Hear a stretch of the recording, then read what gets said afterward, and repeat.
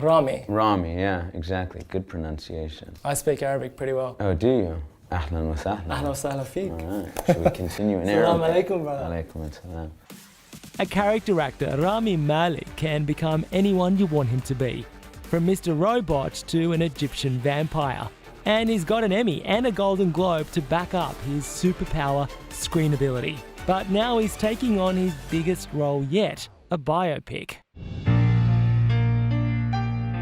So Rami, tell me, what did you do when you got that phone call asking you to play Freddie Mercury in probably what's the first film ever to depict the real story behind the guy that fronted one of the world's biggest bands? Like, no pressure, dude. I'm dealing with a man's life, right? And a legacy like no other. A person people revere as not only a legend, but a deity. I mean, he's a rock god. I just jumped all in piano lessons. I took singing lessons. I watched everything I could possibly watch on the man. Every time I get a job, man, I thank my lucky stars. It's tough enough just to get any role. Now imagine this. It was a riot.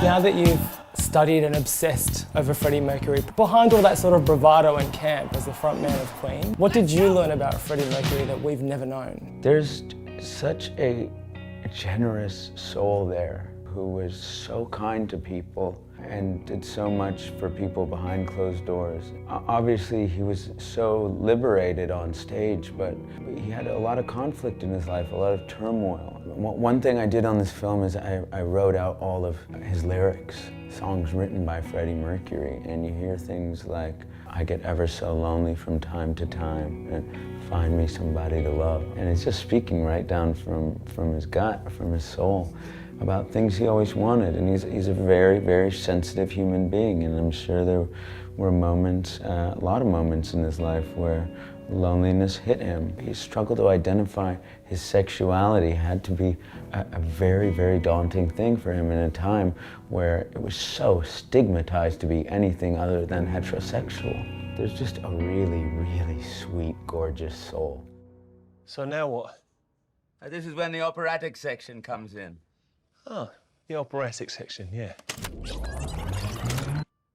Mamma mia, mamma mia, mamma mia, let me go. Beelzebub has a devil put aside for me, for me, for me.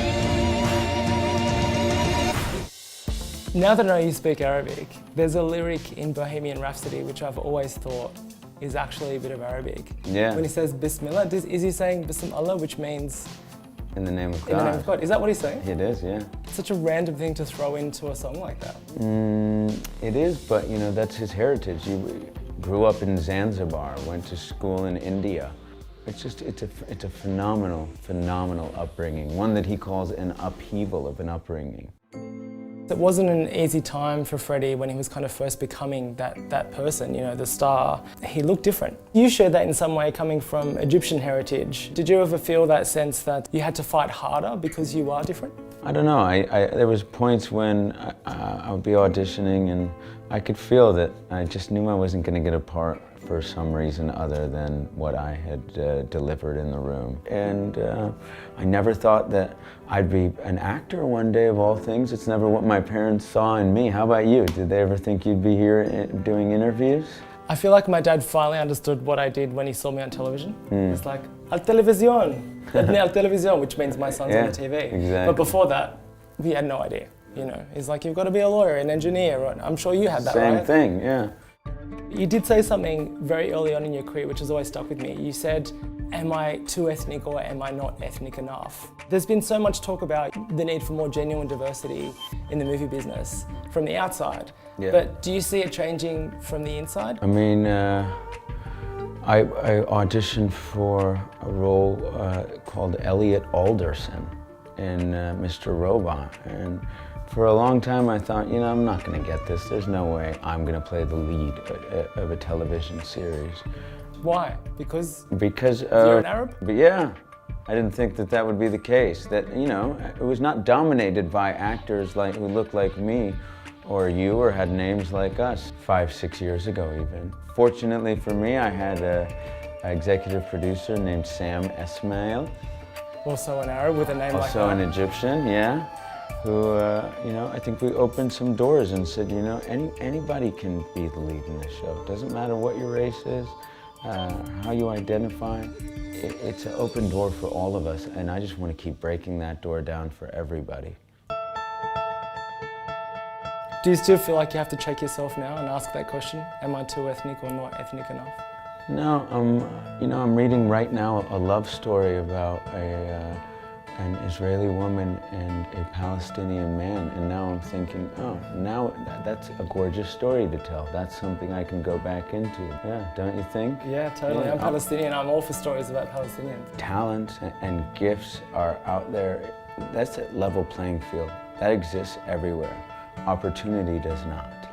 And what we need is to provide those opportunities for everyone. Doors were open for me.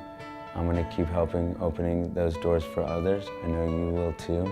And if we just keep that domino effect, we might actually move the world in a positive way. Now that's lofty, but hey, why not try? As they say in our communities, inshallah. Inshallah, biznillah. Salam alaikum. Alaikum assalam. Thanks so much. Forza Pleasure meeting you. Sayyida.